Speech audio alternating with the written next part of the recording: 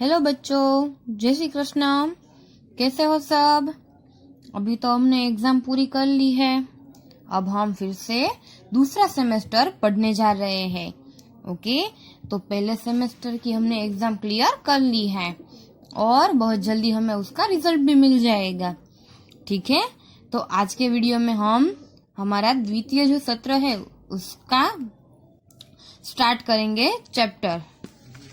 चलिए, सबसे पहले आप अपनी टेक्स्ट बुक खोलिए, उसमें आपको अनुक्रमणिका, ओके, तो उसमें आपको दिखाई देगा द्वितीय सत्र। तो वहां देखिए चैप्टर नंबर 9 केसा सोर, वह एक चित्रकथा है। तो चलिए, आज हम ऐसी एक सुंदर सी चित्रकथा को पढ़ने जा रहे हैं। चलिए, सब अपनी बुक्स ओपन कीजिए और सबको पेज नंबर 62, कौन सा पेज नंबर है? 62 पेज नंबर पर हमारा यह 9वां चैप्टर केसा सोर। तो यह एक चित्रकथा है। तो चित्रकथा में कैसे आएगा? तो यहाँ पर कई जगह पर जो संवाद है उसमें हमें बीच में चित्र दिखाया जा रहा है, तो उसको हमें पहचानना है और उसका नाम पहचान कर हमें वाक्य आगे बढ़ाना है। ठीक है, चलिए, यहाँ पर लिखा है, इस इकाई में संवाद के साथ चित्रों द्वारा सब्जियों का परिचय दिया गया है। तो यहाँ हमें किसका परिचय दिया गया है? सब्जियों का। तो यहाँ पर चित्र एक अच्छा सा दिख रहा है। तो उसमें हम क्या देख रहे हैं कि एक खेत है। यहाँ देख सकते हैं कि अलग अलग सब्जियां यहाँ पर है और यह उस खेत का मालिक है जो यहाँ पर लेटा हुआ है। और यह एक घटादार पेड़ है और पेड़ के पास ही यह खेडूत सो रहा है। वहां पीछे हमें एक कुआं दिख रहा है, उसके तुरंत पीछे एक घर दिखाई दे रहा है। तो यहाँ इस तरह का एक चित्र है। अब हम संवाद की शुरुआत करते हैं। बिरजू चाचा ने अपने खेत में सब्जियां बोई थी। दोपहर का समय था। बिरजू चाचा पेड़ की छाया में आराम से लेटे थे कि उन्हें नींद आ गई। यह कौन है? बिरजू चाचा। और उन्होंने अपने खेत में क्या बोया है? सब्जियां। और वह दोपहर के समय में एक पेड़ यहाँ दिख रहा है ना, पेड़ के नीचे सो रहे हैं। तो आराम करने के लिए वह पेड़ के नीचे सोते हैं और उसको क्या आ जाती है? नींद आ जाती है। और तब खेत की सारी सब्जियां खेलने के लिए इकट्ठी हुई। ये सभी खेलते खेलते नोक झोंक पर उतर आई। अगर आपको प्रश्न पूछा जाए कि सब्जियां खेलते खेलते क्या करने लगी, तो उसका जवाब होगा कि सब्जियां खेलते खेलते आपस में नोक झोंक पर उतर आई। तो सब सब्जियां हैं वह रामू काका के सो जाने के बाद इकट्ठी होती है और खेलने लगती है और खेलते खेलते वह नोक झोंक करने लगते हैं। और उनके जो बीच में जो नोक झोंक हो रही थी वह अब हमें यहाँ पर दिखाई दे रहा है। चलिए आगे देखते हैं, यह क्या है? देखिए सब, आप सबको बहुत पसंद होगा, हर बच्चों का फेवरेट होता है। तो क्या? आलू।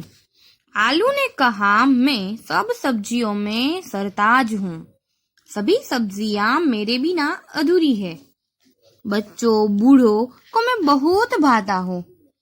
चाट, चिप्स, टिकिया जैसी चटपटी और मजेदार खाने की चीजें मुझसे ही बनती है। अब आलू बोल पड़ता है कि सब सब्जियों का राजा हूँ मैं और सभी सब्जियां मेरे बिना अधूरी है।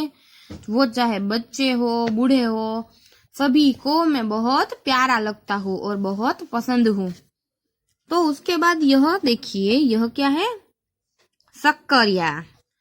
वह क्या बोलता है? मैं आलू का मित्र हूँ, मुझे भी लोग बहुत पसंद करते हैं। वह बोलता है कि मैं आलू का मित्र हूँ, उसका फ्रेंड हूँ। तब आगे तब तब मटर से दाने उछलकर बाहर आ गए और कहने लगे, हमें भूल गए। कई प्रकार की सब्जियां, पुलाव और चटपटी कचौरी की जान है हम। अब यहाँ पर मटर राजा आते हैं और वह क्या बोलते हैं?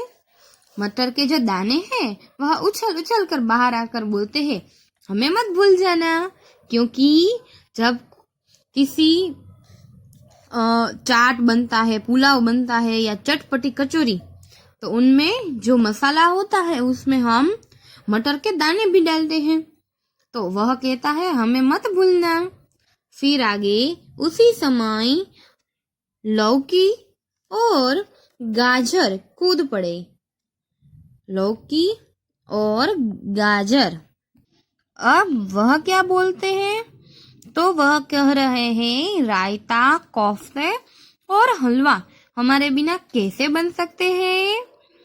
तो हम यहाँ पर देख सकते हैं कि गाजर का और यहाँ पर दूधी यानी लौकी, उसको हिंदी में क्या बोलते हैं? लौकी। तो लौकी कहती है कि हमारे बिना तो हलवा बनना नामुमकिन है, तो हमें कैसे भूल गए आप? फिर लौकी बोली, गाजर ने बात काटते हुए कहा, हलवा तो मेरा भी बनता है। मेरा रूप रंग देखा है, कितना सुंदर लाल है मेरा रंग।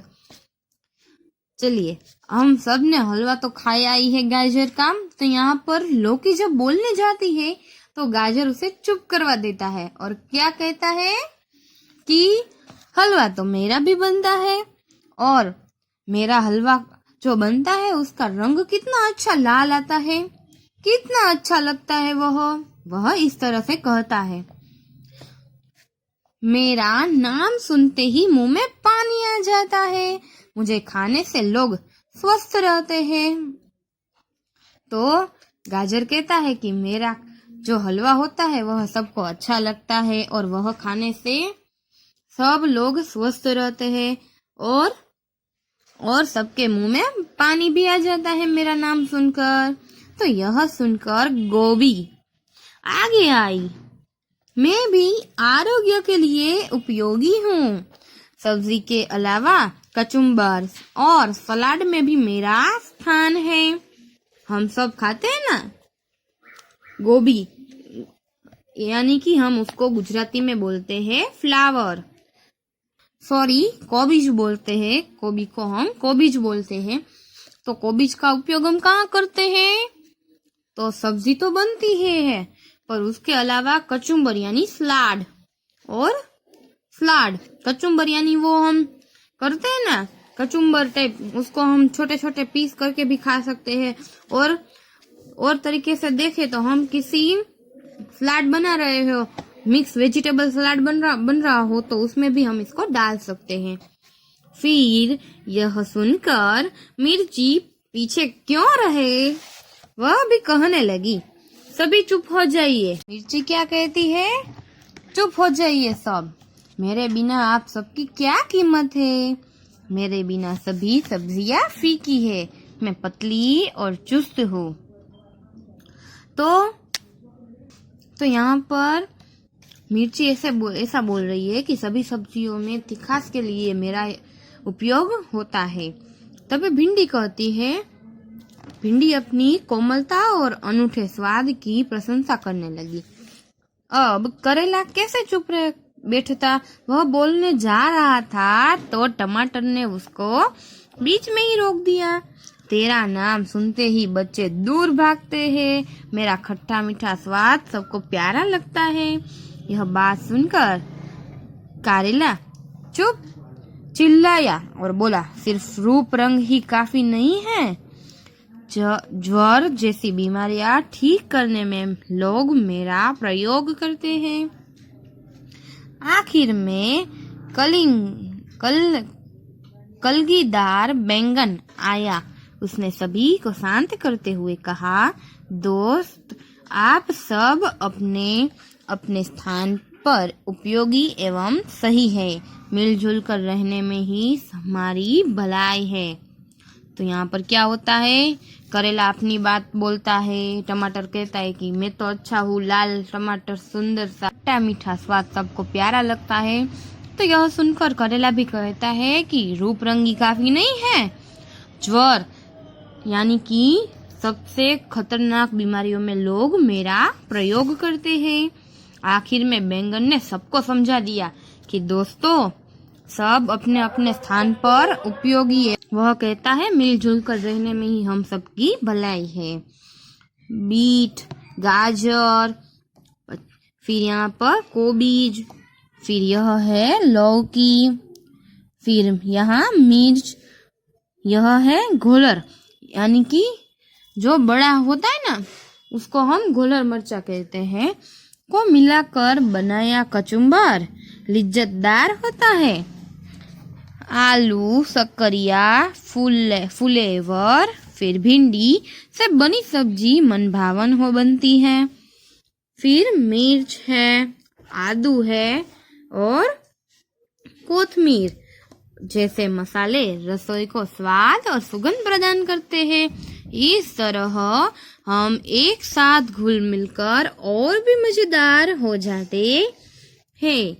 तो यहाँ पर बैंगन है वह सबकी एक अच्छी बात करता है कि हम सब, बीट है, गाजर है, फिर यहाँ पर घोलर मरचा है, फिर है कोबीज, वह सब मिलकर अच्छा कचुम्बर बनता है। फिर सभी सब्जियां मन भावन होती है और मिर्च, कोथमीर और यहाँ पर है आदू जैसे मसाले मिलकर सुगंध और अच्छी स्वाद रसोई को देते हैं।